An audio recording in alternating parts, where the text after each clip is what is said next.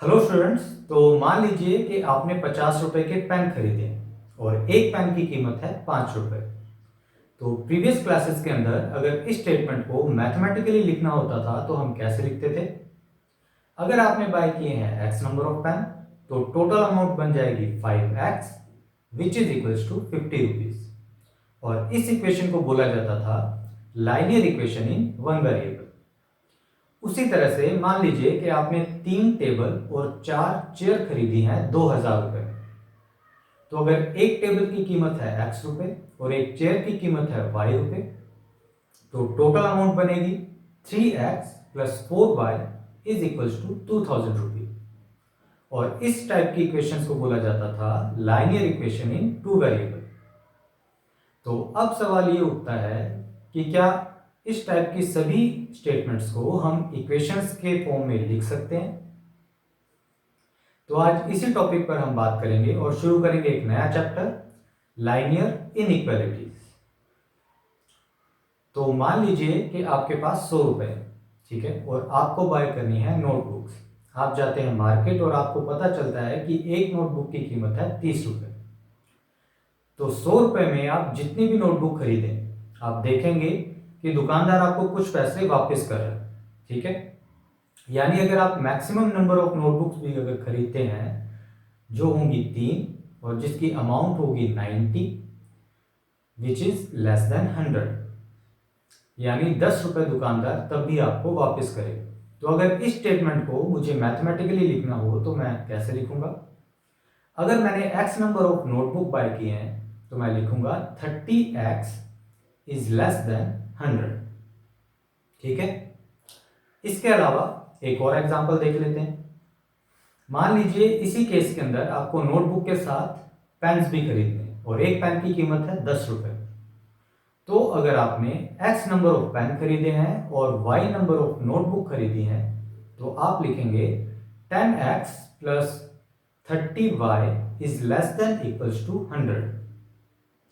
यानी इस स्टेटमेंट में दो स्टेटमेंट्स हैं, या तो इनका सम 100 के बराबर होगा या फिर इनका सम 100 से कम होगा।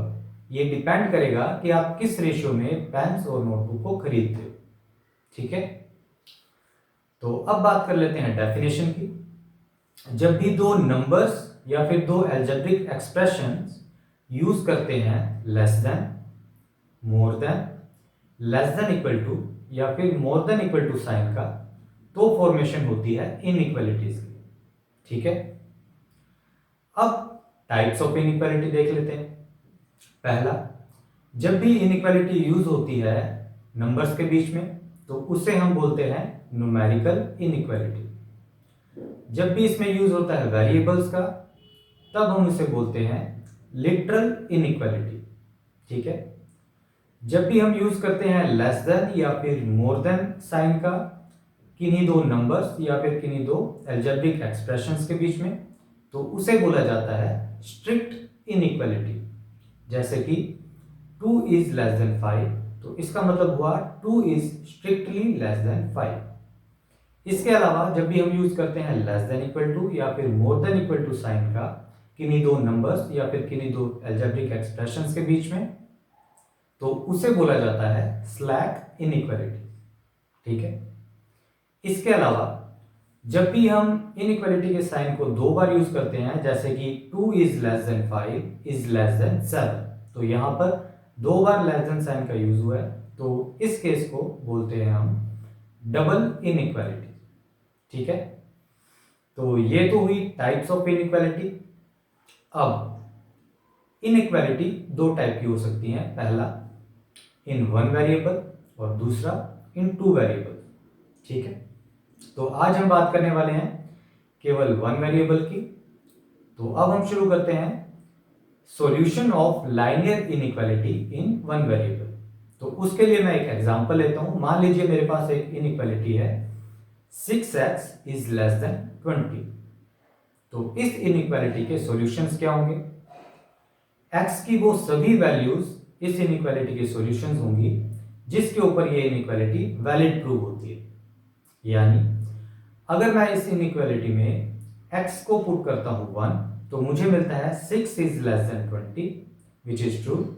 तो 1 एक सॉल्यूशन होगा इस इनइक्वालिटी का, ठीक है। उसी तरह से अगर मैं x की वैल्यू पुट करता हूँ 2, तो मुझे मिलता है 12 इज लेस देन 20, तो इसका मतलब हुआ 2 is again a solution of this inequality. उसी तरह से अगर मैं यूज करता हूँ 3, तो तब मुझे मिलता है 18 इज लेस देन 20, तो इसका मतलब क्या हुआ, ये भी ट्रू हुई, तो इसका मतलब ये हुआ कि 3 भी एक सॉल्यूशन होगा इस इनइक्वालिटी।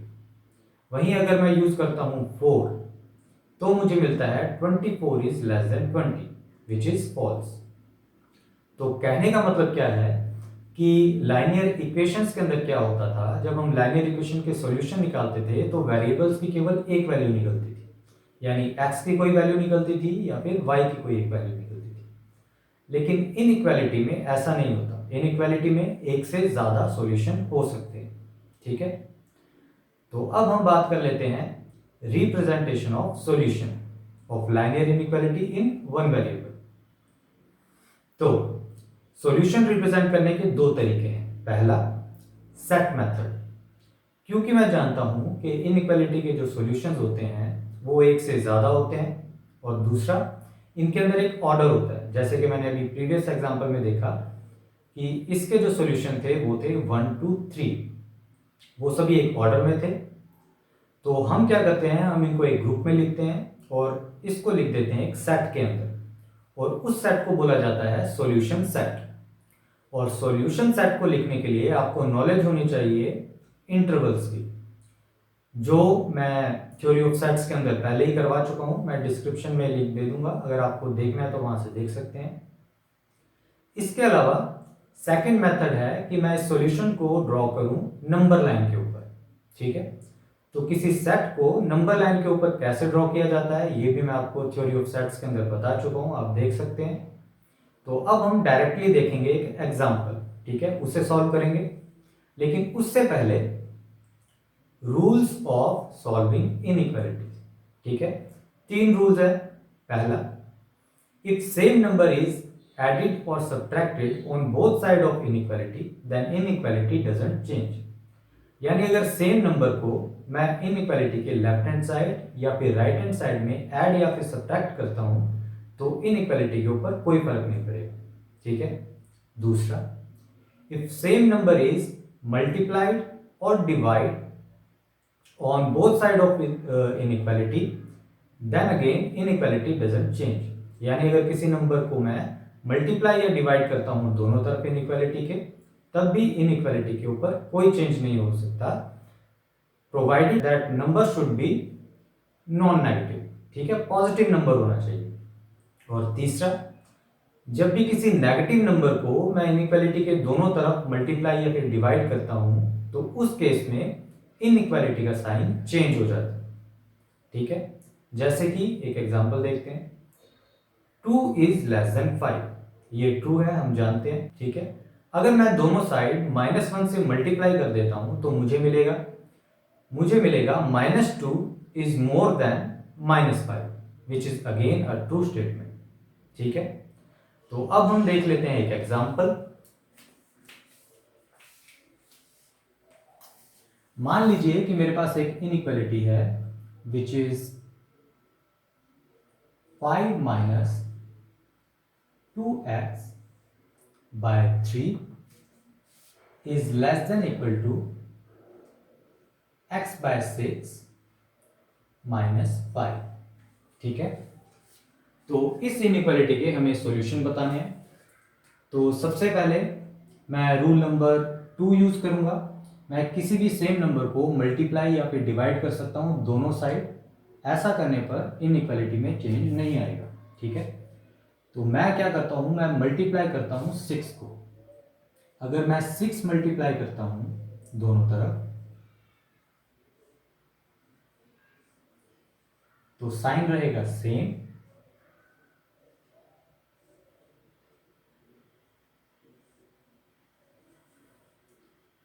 और मुझे क्या मिलेगा, यहां पर 3 से कट होगा 2, यहां आ जाएगा 2 into 5 minus 2x is less then x minus 30, ठीक है। अब मैं 30 को ऐड कर देता हूं दोनों साइड, ठीक है, तब भी साइन में कोई चेंज नहीं होगा। यहां पर देखते हैं 5 2 10 माइनस 4x, और मैं 30 को ऐड कर रहा हूं दोनों साइड, ठीक है। तो राइट हैंड साइड में बचा x। अब देख लेते हैं 30 और 10 कितना हुआ 40, 40 minus 4x is less than equal to x।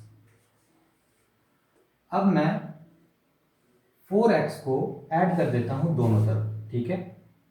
ऐसा करने पर मुझे क्या मिलेगा, यहां पर कट ऑफ हो जाएगा 4x, ठीक है, और यहां पर अगर मैं 4x को ऐड करता हूं तो मेरे पास आ जाएगा 5x, ठीक है। अगेन अब मैं डिवाइड करता हूं 5 से दोनों तरफ, तो यहां पर आ जाएगा 8 और यहां आ जाएगा x, ठीक है। तो हमें क्या मिला, x is more than equal to कितना 8, ठीक है। अब मुझे इसे सेट के अंदर लिखना है। सेट के अंदर कैसे लिखेंगे, अब मुझे पता है कि x 8 से बड़ा है और 8 भी इंक्लूडेड है, ठीक है।